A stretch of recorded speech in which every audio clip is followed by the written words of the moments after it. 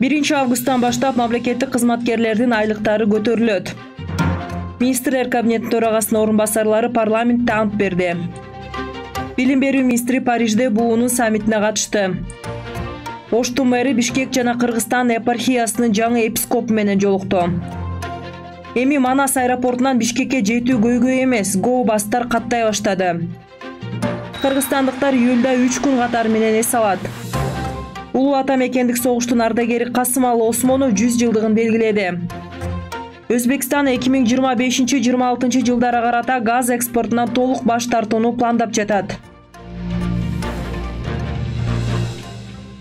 Кыргызстанда үстүбүздө жылдын 1 августунан баштап бардык тармактагы мамлекеттик кызматкерлердин айлыктары көтөрүлөт. Бул тууралуу президент Садыр Жапаров Жогорку кеңештин трибунасына сүйлөп жатып билдирди. Анын айтымында буга чейин бир катар кесиптин ээлеринин эмгек акысы көтөрүлгөн. Ал эми 1 августтан тарта бардык тармактагы кызматкерлердин айлык акылары мугалимдердикиндей кылып көтөрүлөт.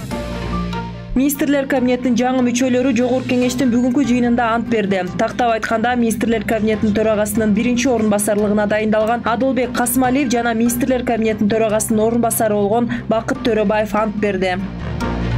Билим берүү жана илим министри Алмазбек Бейшеналиев Парижде буунун Генералдык ассамблеясынын билим берүү трансформациялоо темасындагы саммитине катышты. Маалыматка ылайык, аталган саммитке министрдин 1-орун басары Бактияр Орозов жана Кыргызстандын Франциядагы элчиси Садык Шернияз да катышты. Аталган жыйынга дүйнө жүзү боюнча 100гө жакын билим берүү министри катышып жатат.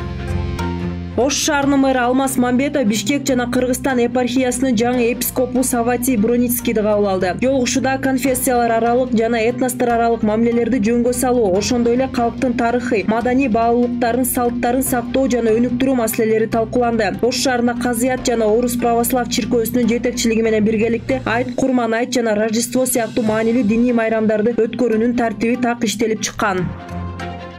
Манас аэропортунан Бишкекке чейин экспресс кичи автобустар каттай баштады. Бул тууралуу Кыргызстандын туризмди өнүктүрүүнү колдоо фондуна билдирди.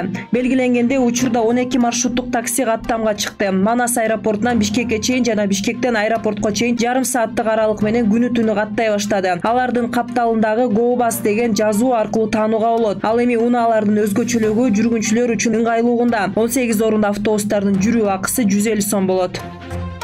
Кыргызстанда 9-июлда Курман айт майрамы белгиленет. Эмгек жана социалдык өнүктүрүү министрлигинен билдиришкендей, Курман айт майрамы ишемби күнгө туш келгендиктен 11-июль дүйшөмбү күнү эс алуу күнү болот. Мындан улам кыргызстандыктар 9, 10 жана 11-июль күндөрү эс алат. Улуу ата мекендик согуштун ардагери Касымалы Осмонов 100 жылдыгын белгиледи. Бишкек мэриясынын басма сөз кызматы билдиргенде, ардагерди 100 жылдык мааракеси менен Ленин районунун башчысынын социалдык маселелери боюнча орун басары Айзада Жунусова куттуктады. Жунусова ардагерге Ленин районунун акиминин атынан куттуктоо куржунун тапшырып, материалдык жардам көрсөттү. Белгилей кетсек, 100 жаштагы улуу ата мекендик согуштун ардагери Касымалы Осмонов ондогон медалдар менен сыйланган. Өзбекстан 2025-26 жылдары газ экспортунан толугу менен баш тартышы мүмкүн. Бул тууралуу Усттрансгаз компаниясынын башчысы Бекзот Нарматов билдирди. Анын айтымында, газ экспорту 2025-26 жылдары токтолушу мүмкүн. Бүгүнкү күндө Өзбекстанда өндүрүлгөн газдын болжол менен 10%га жакыны Кытайга экспорттолот. Нарматов бул көрсөткүч Өзбекстандын ички керектөөсүнө жана жыл мезгилдерине жараша өзгөрүп турарын белгиледи.